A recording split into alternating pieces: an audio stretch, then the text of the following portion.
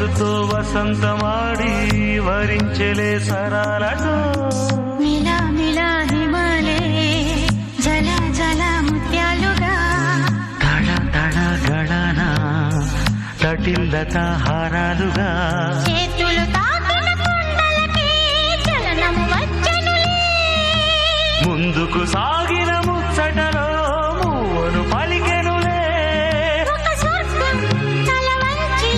ఇలా చేరే క్షణాలలో అందాలలో అహో మహోదయం భూలోకమే నవ